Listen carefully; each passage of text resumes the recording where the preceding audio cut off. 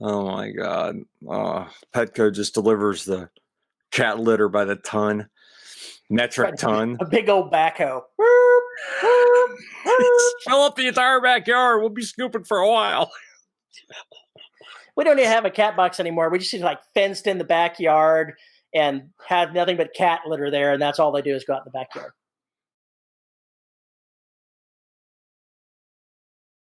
Yeah, but look at them now. Heading off into space and shit. They're not heading off in space too much. Their space station came crashing down or is about to come crashing down. Oh, the first one they put up there way back when? I don't know what that was. I don't think you want to know what that was. I'm not even going to go look. Sounded like one of the cat bowls down in the bathroom downstairs, so I'm not going to look. I don't want to know. That goes in the somebody else's problem field. Mm-hmm. Sounds perfect to me. I guess I'm not up on my space junk. I'm not up on my space junk trivia for this week. The Chinese put up a space station in the last few years, and it's already in the process of deorbiting because it just wasn't stable. So Skylab. Their version of Skylab, yeah.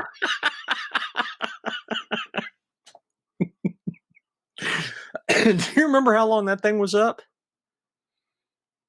I remember it was up in the late 70s. I don't remember how long it was up, though. Seems like it was 2 or 3 years. I think.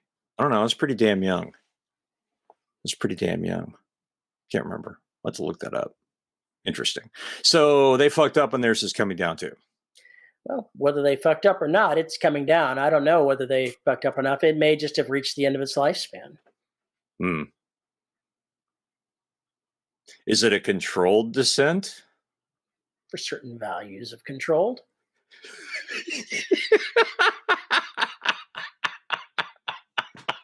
We're going to see whose city it lands in. I really, really want to write that line now. You know, we've maneuvered this piece of space junk. Well, is it descending controlled? Well, for various values of control, yeah, it's the vicinity. Let's go with controlled-ish. A controlled crash. Well, if it's a controlled crash, how is it a crash exactly? I don't know. Picking apart semantics here. Picking apart semantics. Are you going to design your first space station to crash on Earth while it's populated? Well, why not? Sure, let's do it. I want to go ahead and do like on Ringworld where they've got the squares that block out the sun. If they have this ultra strong cable that something struck one of the squares and like the cable just fell down on the Ringworld, screwing up everything it landed on. Ooh, screwing it up, putting it mildly. Yeah, pretty much. Yeah, that caused absolute devastation if memory serves. Yeah, that's kind of jacked up. I've been reading about various megastructures, and the Ringworld is not nearly the most impressive of the ones that I've been reading. Some people have gone nuts in designing these things. You've got your Dyson sphere. You've also got basically it's a rotating series of tubes that basically can go around the sun multiple times and have just this unbelievable amount of interior space. Well, if you could make a material to that could withstand that and build it in that gravity, yeah, you can build absolutely monumental structures using that as your framework. Yeah. Somebody was really thinking about how to do it too.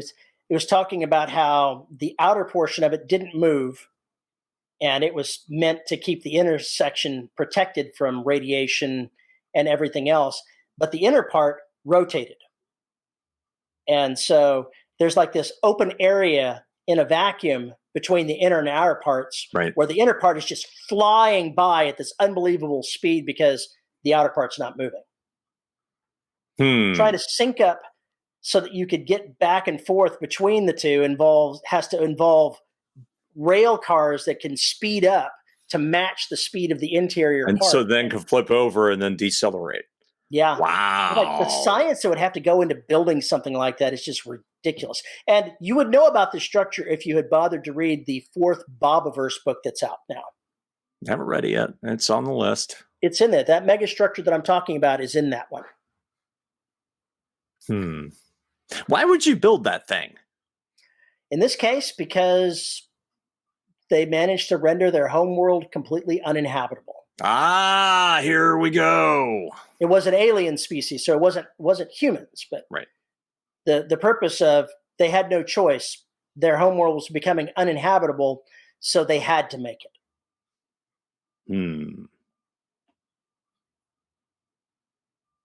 So rather than try and hopelessly go out, strike forth into the stars to find a new planet, this was their plan? They had no means to leave their solar system. Oh. They did not have that technical capability to keep people alive and to achieve the speeds necessary. Okay, it was a limiting factor. If you could do that, you would have limitless energy. Limitless energy. Because the sun's going to make it whether you're siphoning it off or not. What would that do to the rest of the solar system, though, if you Dyson sphered the sun? Well, the portion that's outside of the Dyson sphere would get no solar radiation whatsoever. Oh, it's going to get mighty cold in the solar system there. Mighty, mighty cold. Remind me to come back to the conversation about dwarf planets, rogue dwarf planets, not even dwarf planets, rogue planets is what I'm talking about. There was a news article about they've discovered another rogue planet that had been ejected from a solar system, just wandering around in the void all by itself. I saw that. I thought of Space 1999 immediately and thought of you. That's right. The moon. It's on its way, buddy. Dyson sphere, going back to the inside, they never really talk about it that much. But if you've got all that energy coming out from the sun and it can't go anywhere, either it's going to be absorbed by the Dyson sphere itself or reflected back. It's not lost. So It seems like things might get a bit warm inside that Dyson sphere. A little toasty. Yeah, just a little energetic, a little radiation going on in there. Not sure about that. I also know that a Dyson sphere is unstable because you can't, unless you've got something rotating it and keeping it balanced to where it's equidistant from the sun at all times, eventually part of it's going to get closer to the sun than the rest of it, and it's going to wobble, and that's going to be everybody torn apart. Yeah. Same with the ring world.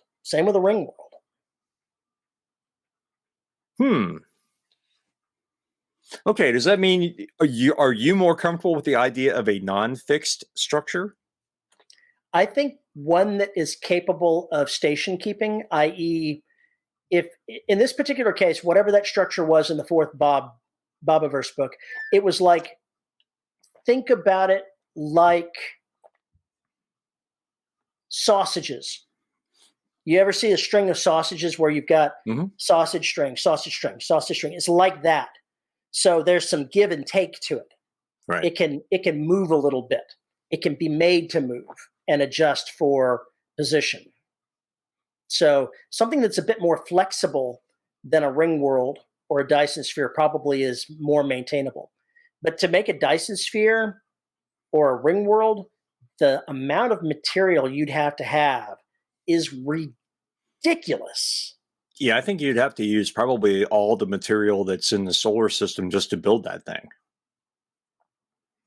I mean, you'd have to obliterate everything out in the asteroid belt and probably mine everything on Mercury too. Obviously, that's not that big of a deal because it's pretty close to your building site. Still. As far as the other megastructure in the Bobiverse book, they had to demolish an entire planet to get the raw materials for it. So it's still a megastructure. So majestic. you have to think of the building a Dyson sphere. That kind of desperation, I understand doing that. Just doing it because for the hell of it, nah, it seems like too extravagant, if you will. There's easier things to do than that. God, If you're going to go that route, terraforming a planet's got to be easier than doing that. if you're going to go for something just, for your ego and you've got that ability of power, instead of building a Dyson sphere, go ahead and drag a couple of stars together and put them in an obvious artificial orbit around one another to where that can't possibly happen in nature. That cannot possibly be real. I don't know if you're familiar with the series Red Dwarf, but they were in the book, the first book that was written anyway. They made it into a BBC TV series. It's been running for a long time. It's ridiculous. Red Dwarf was part of a fleet of ships sent out to demolish stars in a certain sequence that would finally end the Cola Wars once and for all. All these ships were out there to detonate the stars at the same time, so Habakkuk and a smile would flash and throughout the entire fucking universe. Wow. Yeah.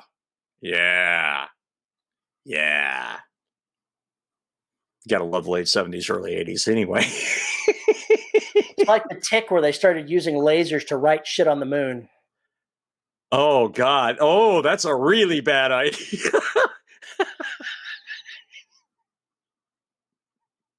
Was it the Tick? It may not have been the Tick, but I think they did that in the Tick as well, where they tried to write something on the moon and it got cut off in the middle. But they also did it in the Laundryverse, the Laundry Files books. Right, yeah, you told me about those. So I may be getting one of those crossed around, but let's go ahead and use your big laser to write something on the moon as your advertisement. How rude is that? See, in the Star Trek universe, the Vulcans show up and they say hi and everything, and they come out to meet you. In the Three Body universe, they send some horrible thing to come and kill you before you get powerful enough to threaten them. Totally different animals here. Totally different universes. Which one is correct, though? I think the more correct one would be where they're just, building a star highway through our solar system and being demolished. The Vogons. You didn't get the notice? Too bad. What? You didn't get the memo?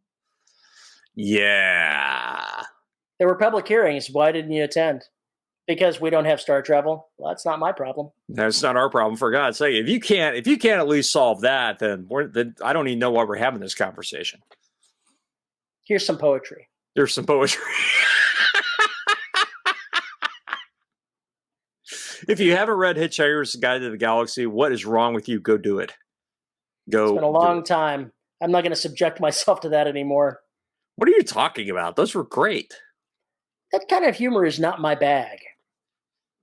What kind of humor is your bag? The stuff that's funny.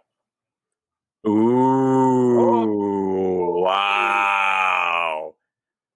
As Terry proclaims himself the grand poobah of comedy.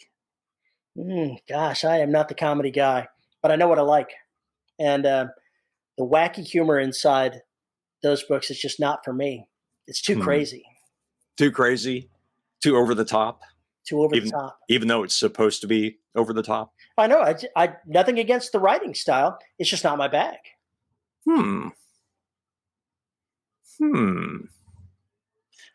I'm going to sit here and try and put together plausible reasons as to why you've just contradicted yourself from other things that you've read, but I'll just table that for a moment. I've read various things that are out of control that you're like, what the fuck is that all about? I've been mandated to read some for the show that I'm just like, I don't even understand it. I've seen some titles out there to where, you look at the subject matter and you go, I just don't think I need to read that book. The title in mind here was The Haunted Vagina. Oh, yeah. Yeah. Well, I mean, it's almost like Chuck Tingle. It's the titles have absolutely nothing to do with what's really going on in the book. Actually, for the haunted vagina, what it sounds like is exactly what it is. Exactly what it is. It's bizarro fiction, and that's an actual thing. Oh, and yeah. Bizarro fiction is just, I had to read one because Justin provided that as one to read. And I read it all, but I'm like, not any real enjoyment out of reading it because it was just too bizarre. It was crazy weird. For the point of being crazy. I am still going to have my vagina dentata story at some point when I figure out how to write it. Talk to Morgan Electra about that. She had one of those stories. No, if you're interested in that kind of story, you should see Teeth, but that's not actually what the story is about. Take a bite out of crime. That's actually just a side portion of the crazy that's going. What's the weirdest thing about this story? That it makes vagina dentata look normal.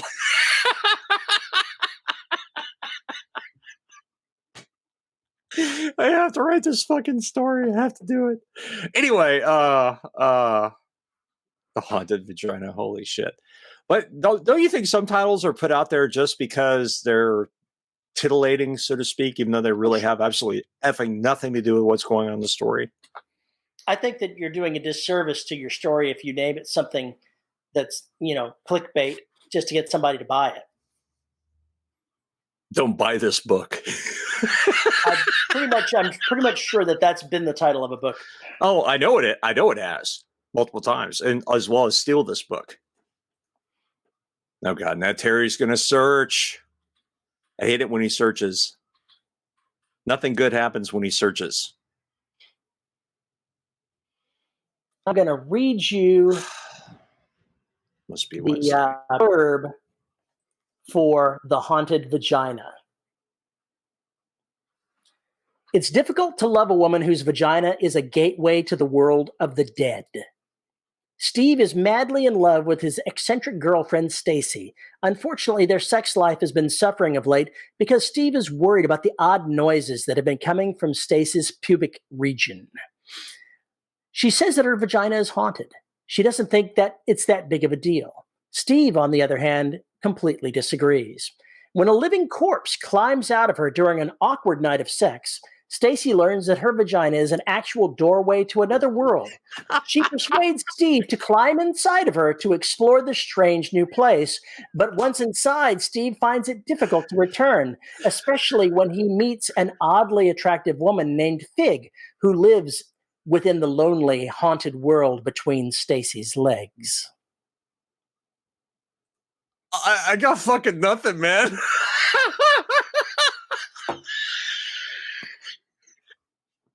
And I'm like, okay. Oh God.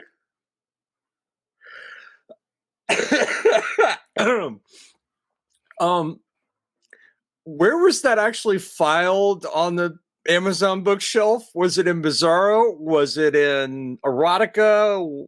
I didn't look, so I don't know. Do they have this is shit we don't even want to tell you about, but it's for sale here? I don't know. But it's definitely bizarro fiction. It's the very definition of bizarro fiction. Yeah, it is. Yeah, it's not quite my bag. Probably not quite my bag. The Street was probably as close as I will get to bizarro fiction. The Street was not bizarro fiction. And it wasn't bizarro fiction. Not even close. I said it was as close as I will ever get to bizarro fiction. Whatever that was, we were going to watch that we didn't get to, that show with the living Muppets. I watched it. Oh, yeah. It was just about what you expected it to be, too. Yeah. I haven't seen any of them. It was amusing. The one that I wrote, that's the one that lives in my head, and everything else just kind of pales in comparison to it. So, yeah. And the stories I didn't get to write. Yeah. That hurts. I just one of these days I will find something that grabs me like that, and I can create something like that again, and at least find some folks who have my same sense of warped and twisted humor. The mix of God, that's horrible, but I can't stop laughing. That's when you've hit your mark. At least in the kind of comedy I like. You like black comedy, don't you? Oh yes, absolutely. I love hard-boiled detectives who will just kind of walk into an absolute disaster area and then just kind of like look over at the other guy, grab his jelly-filled, donut, and jelly dripping down, and then the coroner and me looking at him like, really? It's like a fucking crime scene, and you're putting jelly donut. Leave the gun, take the cannolis. Yeah, leave the gun, take the cannolis. It's having that kind of grave humor that goes on, and then of course having this stupid stuff happen, like Dale and Tucker against evil, or whatever it is. Dale and Tucker versus evil. That is one of the best examples of good comedy horror. It is just so against expectations, though, that you end up in this bizarro land. And if you don't know the horror roots that it is basically basing itself on, you'll kind of lose parts of the joke. But the joke is the instead of the rednecks being out to kill the civvies, from the city, it's really the city trying to kill the rednecks. And it's pretty funny. It's just very funny, but it has those lines, it has those work moments, it has those, gee, that was really awful, but the timing was so good that I can't ignore laughing at it. Then you got Bubba Hotep. Oh yeah, and then you got Bubba Hotep, which is kind of the same kind of thing. It's so horrible and so bizarre in places that you can't help but just go, what the hell did I just see, and why am I laughing about it? It's good stuff.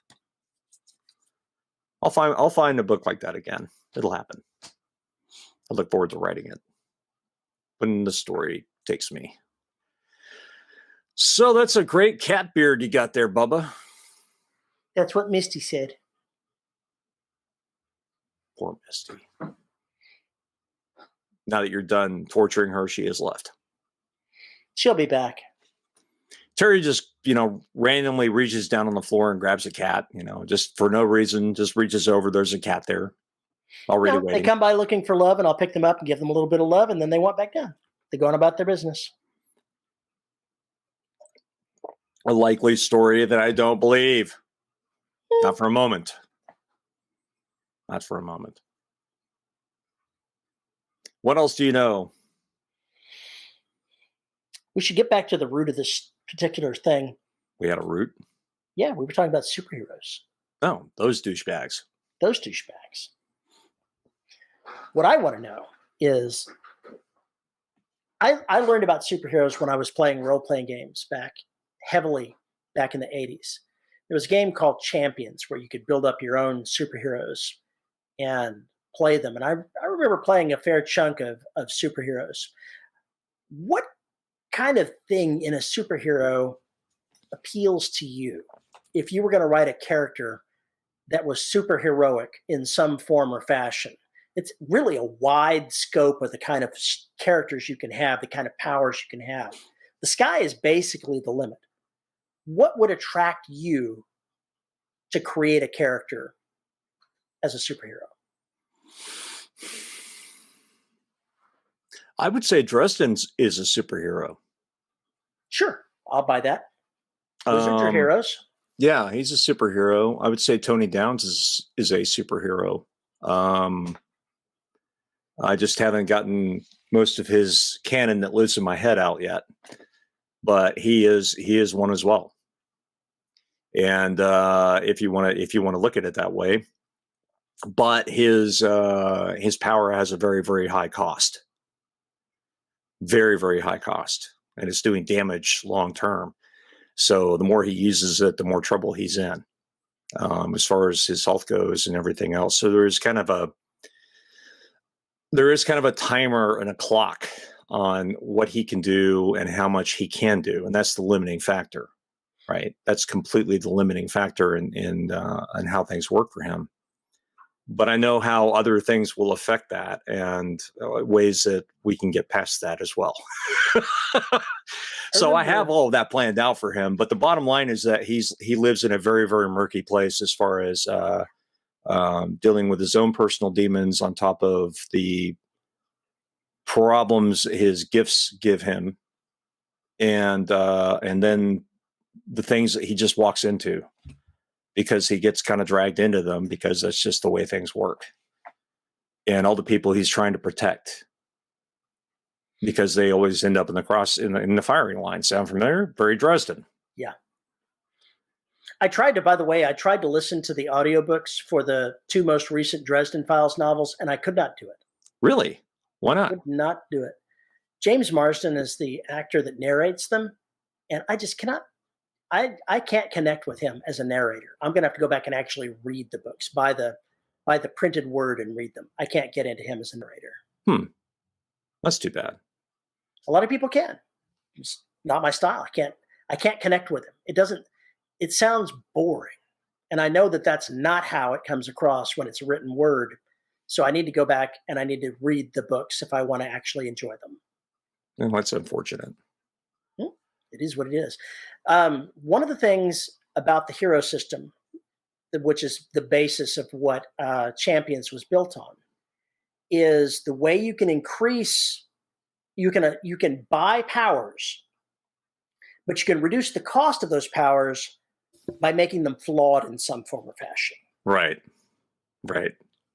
And honestly, I think flaws are one of the best things about superheroes. It's not the fact that Superman is big and strong and can fly fast. It's that the red sun robs him of his powers. It's that kryptonite is crippling to him. And strange forms of kryptonite can do weird things to him. It's finding the vulnerabilities of the powerful that actually defines a hero, I think. I have a scene in my head where Tony is trying to pick up someone for the evening, and he's drunk and maybe high. I don't know, but he doesn't have quite control of his.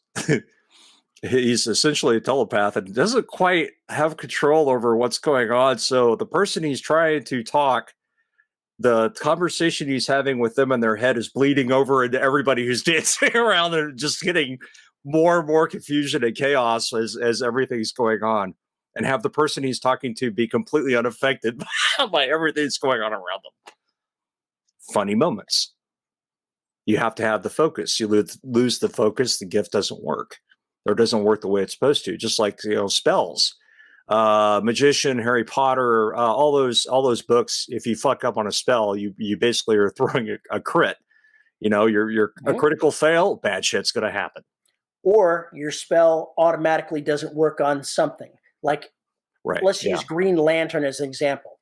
A very powerful superhero until you run into yellow things, and his power can't affect them. I wasn't even aware that was an issue of his. It is. Things that are yellow, the Green Lantern's power does not affect. Wow. So all you got to do is paint yourself yellow and you're good to go? Look at Sinestro. There you go. That's pretty whack. It's very whacked out. Of course, you got to remember that Green Lantern and all of these other characters were created way back in the 30s, in the 40s, 20s. Yeah. They're a little whack anyway. I guess when I hear the word superhero, I immediately think paratites. And Tony Downs is never going to walk around in the paratites. It's not going to fucking happen. He should lose a bet. I can't see Dresden walking. Well, I shouldn't say that. Tony will wear paratites in certain. Yes.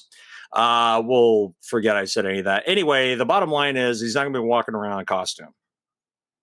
No capes. No capes. None of that bullshit. No utility belts. None of that crap. No extensive combat training. All that shit's just kind of gone out the window. Why does Batman dress in dark colors? Because he doesn't want to get shot.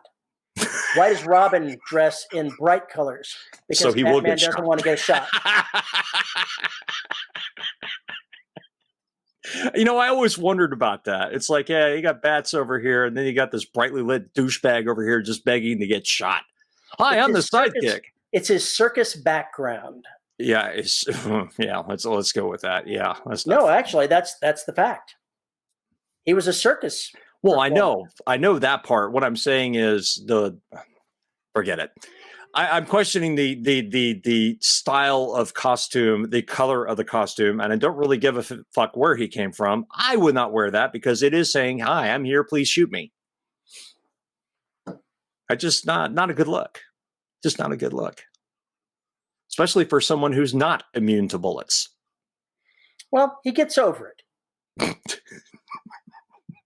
Which one? The one that quits? The one gets boiled in acid, or the one that gets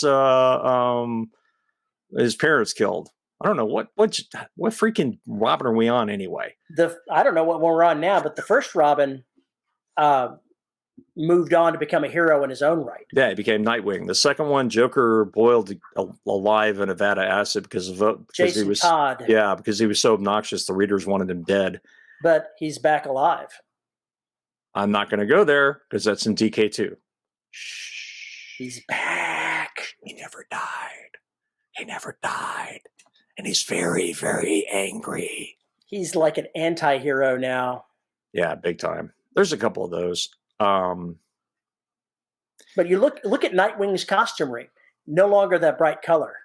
No, it's bats. It's basically it's a Batman style costume. He's a less psychotic Batman. Yeah, that's probably a good way to put it. You know, in a way, we do become our mentors. Yeah, maybe. As long as we don't become our parents. Sadly, you know, as a parent, I found when I had a child, I would open my mouth and my parents would speak through me. Yep. I don't have children, but I see it happen to all my friends who have kids. I can hear it and go, "Oh!" Did I say that? And I can see, and I can see the look on their faces when they do it too. And you're like, "Oh God!" And usually it's at John's house after I've had a few. It is the funniest goddamn thing ever. And of course, then the other part is he comes in and he goes, "I can't believe I just had to tell my child thus and such and that and that." And I was like, you have any idea how many times your folks came in and bitching about you? No, they were bitching about my brother. That's what you need to sleep at night. Go right ahead. If that's what it takes to make you feel better. That's what you need to think to sleep at night. You just go on ahead. The critical flaws are what make it work. If you don't have the critical flaws, it's just, there's no drama. There's no conflict. And you can take characters and you can basically flip them on their heads. Everybody in the game that we were playing was basically your action superheroes. You know, biff, bang, fly there, punch somebody out, shoot your energy beams from your hands. And I went ahead and designed a mentalist that basically lived in his parents' basement. Meanwhile, back in the secret lairs, he's eating cheese doodles and playing his Atari 2600. But his mental powers were strong enough where he could use those powers on somebody all across the city if he wanted to. Of course, the payment of having to make some really nasty flaws to go along with this to have that level of power meant that there was plenty of opportunity to where things would not work out as he would hope. Oh, I'm shocked. But it made the GM had to be doing some thinking. Okay, now how the hell do I handle this? How do I make this go wrong or not work properly? How do I do that? Yeah. But all the other heroes goes, what do you mean your character's not going with you? My character is always with you. Oh shit. You got Terry, the friendly douchebag over here sitting there. Are you watching me in the bathroom? You need to get out of the bathroom. Which, by the way, getting back to the boys, one of them could turn invisible and was in the ladies' room all the damn time. What a perv. And to be invisible, he had to be naked. Bigger perv. Oh, oh, that's just creepy. It was creepy. So there you go. You're welcome. Oh. Yeah, I no. Now you're gonna have me sitting there thinking next time I go on the commode, there's gonna be some dude standing in front of me with his junk hanging in my face, and I'm not gonna know it. That's right. The places this show goes, I still get shocked. Well, the Boys pushes every boundary that it can get its hands on. It really does. We have plumbed more depths. What kind of superhero would you make? Would you say Kelsey's a superhero? I kind of would say that she's a little bit of a superhero. She can do things that other people cannot. And that's kind of the definition of a super, is being able to have abilities that others don't. The hero part is character and what you do with the power that you have. I thought you were going to say. I thought you were going to say the hero part on the other hand is debatable. Oh no, she's definitely a hero. She's definitely a hero. I should say that the Boys, they're supers because they aren't very heroic. Right. They're just Supes. They're just Supes. Meta-humans. Yeah. Whatever you want to call them, mutants. For me, if I was going to write a story about superheroes, for sure, it would have to be somebody that had flashy power. Because I want something that if you're going to use the power, you can't hide it. It's right out there for you. I want it to be something that separates them from everybody else, not some mental powers going.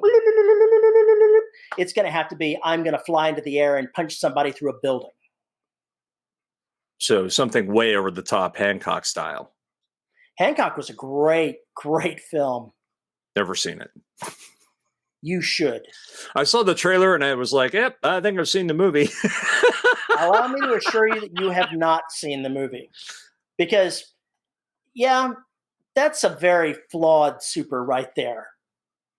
Yeah, he's like a drunk and he's got all sorts of issues. But he's got to overcome them. But he's got to overcome them, yeah. He has to overcome them. And that makes for a good story. Will Smith does very well in that role. Maybe one day I'll take it. Another kind of twisted superhero movie is the one he did for Netflix. The one with his orc partner where he was a cop. I'm trying to remember now. Right. He was kind of a superhero in that, the way it turned out. Yeah, kind of. I don't know. That was just a buddy cop film. Until the end where he used magic. Yes. I think magic moves you into the supers category. Well, I guess for humans, yeah, it does. It makes things interesting. Superheroes. For us that grew up in the 70s, it was literally the slapstick Batman bullshit. Is a lot of what we got exposed to before we even read our first comic book. So that was kind of the template I had. I still have an idea that I maybe one day will write that involves dimensional travelers from another place coming into our world, that they bring magic with them. And in the process, somebody's killed off and their spirit inhabits a powerful body that was brought with them and has access to magic through that connection. It would be more urban fantasy, but that's still kind of supers. Yeah, it is. If they can do something that normal people cannot, apart from basic athletic prowess or mental abilities. If it's something else, then, it puts them in that canon. As long as they don't become gods, I think you're okay. Well, the idea that I have in mind here is the body that he is forced to inhabit is the bad guy from the other universe who is killed in a fight when he comes into this world. His soul is destroyed, but his body is left there. So the people from the other universe still want to kill the body, no matter who's occupying it. And nobody on Earth is going to accept this guy. So he's going to basically be isolated from everyone. And he's going to have access to magic, powerful magic, dark magic, that he dare not use too much of, or, well, what's it going to do to you? When you stare into the abyss, the abyss stares into you. So I may still get around to eventually writing that story, but I can only imagine the shenanigans I would have to perpetrate to have everybody chasing this person to try to kill them. Not only the alien wizards from the other worlds, but the FBI, the NSA, the CIA, everybody and their third cousin on this side trying to hunt him down for the exact same reasons, because they want to study him. Nobody is going to be your friend. Okay, so it's the Bruce Banner type situation. Yeah, in very much a way it would be that. Okay, I gotcha. Yeah, that sounds all right. Oh, I might give that a gander. Should you write it? Should you write What could possibly go wrong? Nothing can go wrong. As you inadvertently cast a spell that wipes out a city block. Oops. Did I do that? You know, that's always the issue. Yeah. It's kind of always the issue. Actually, you know, this guy, I've never really thought too much about the person that's coming through. I can see him being more of a necromancer. So getting into a fight with somebody on this side, some douchebag FBI agent, and basically stripping the soul right out of him and turning him into a zombie right in front of your eyes. That would be horrific. That might be a little much, yeah. That might teach you to maybe be a little bit more careful about how you let loose that magic you've got inside you that wants to be used. Yeah, it's very much Spawny. Like the Spawn when he's first learning his powers, he has no idea what they're going to do half the time, and the cape is something that he doesn't even have control over. It does what it wants. That was one of the funniest things about The Greatest American Hero. No user manual. That old show, that he gets the suit, but there's no manual, and he has no idea. And his way of flying is just it's a wreck. Most of the time, literally, when he tries to stop. Yeah, I like the theme song saying feels like he's floating on air, because that's not how it worked at all. Yeah, no, not at all. No. I guess the other thing you could do is make somebody like the Tick, who's really powerful and everything else, but dumb as a stump, just beyond stupid. That would be challenging to write. It's a lot of comedy, a situational comedy where the character says things. You need a sidekick for that kind of stuff. You do, and that's why the Tick works, is because he's got the accountant, whatever that guy's name is, who's his sidekick, and who's actually the intelligent one. It's kind of the reverse of the Pinky and the Brain situation.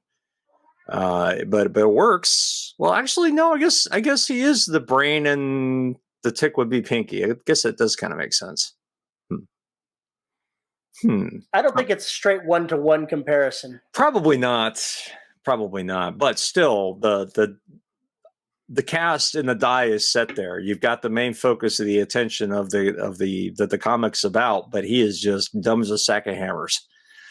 It's like having SpongeBob as a superhero. It's got about the same SpongeBob attention and Patrick kind of all wrapped together. Those are the kind of superheroes I could tolerate wearing capes and tights. Those are the kinds I could tolerate, because they'd be lampooning themselves without even knowing it. That would be the best part. I spent points when I was playing Champions, character development points, to have a cape that would blow like it's in the wind no matter what the conditions were. I could stand there with my hands on my hips in a heroic pose with my cape flapping behind me, no matter what the situation. That is such a douchebag detail. That is such a douchebag detail. But it's great. I was DMing a werewolf expansion in college, and one of the players just absolutely positively would not get rid of their beanie hat with the propeller on it. Just would not get rid of it. Yeah, it was bad. It was bad. That was his talisman. Yeah, let's go there. Anyway, it certainly made the character memorable because all these years later, the hell was that? Misty, why are you yelling? Come here. Terry is absolutely getting bitched out by this cat. What is it? Oh no. So it's like 4 or 5 cat sightings we've had on this show. So for those of you playing the game at home, yeah, be careful. She just needs love, and she needs it now. Mm-hmm. Right. Right. Well, we've probably babbled long enough about this slew of topics here. You know, we really need to go ahead and go through the list of questions inside the forum and see if there's any good ones to have a show on. It's been a while. I haven't seen anybody leave anything in there for quite a long time. You're welcome to plumb the depths, though. Come up with a topic there. I will not be on Facebook much longer at all. Oh, you're just going to leave Facebook completely? Probably, yeah. What will you do with all of your copious spare time? I rarely open the fucking thing as it is. It's like, if you want to see what Paul's up to, check his blog. Listen to the podcast. Blogs? People still read blogs? What? Well, people subscribe to my podcast not via a podcatcher, but through email, and they get a player in their email with whatever episode that I've got that I'm putting out. And that's how quite a few of them watch and listen. So there you go. All right. We'll just have to have you be my Facebook poster. Yeah, you do Twitter. You know, why not? Yeah, I do Twitter. You do the cesspit of the known universe in social media. I'm just going to continue contracting until I have no social presence at all. Probably be best for everybody. Do you need to have like this cabin, out in the middle of nowhere where you can write a manifesto? No, but I am looking at the fact that Nova Scotia will pay you to move there. I'm thinking, be pretty goddamn miserable winters, but Seems like if they want to pay you to move there, then they probably want you to do something while you're there. I believe they're trying to keep the island population tenable for some reason. I haven't looked into it, but yeah, I'm sure you're probably right. But supposedly they have badass internet over the entire island, so it would be very, very simple for me to do stuff. You could use high speed internet to film you freezing to death in the winter when you run out of wood to heat yourself. Well, all I've got is 4 trash bags of marijuana and 1 pack of cheese doodles left, and we're only in the 2nd week of winter. Hope I make it. If you like this episode, go ahead and send more cheese doodles to Paul Cooley in Nova Scotia. And man, the walruses out here are fucking unbelievable, man. Send me a spear or something. You know what the colony of seals says? It goes, art, art, art, art.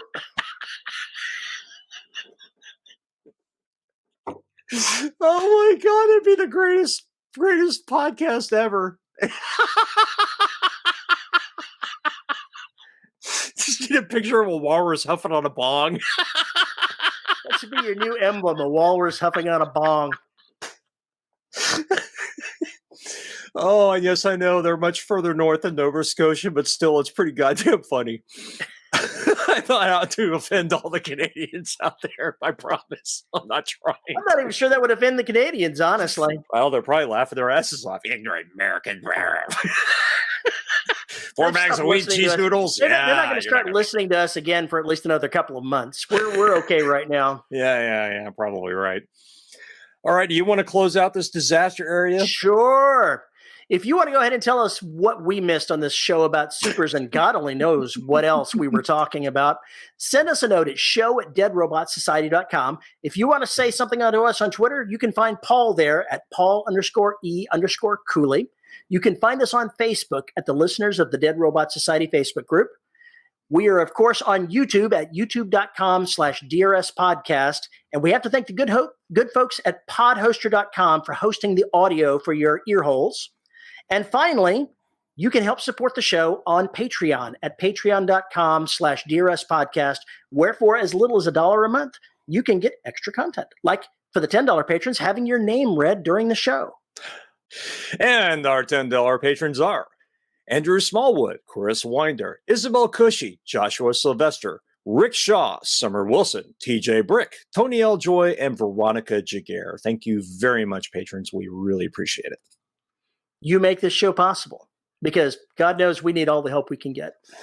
Yeah, psychological, medical, financial. Style.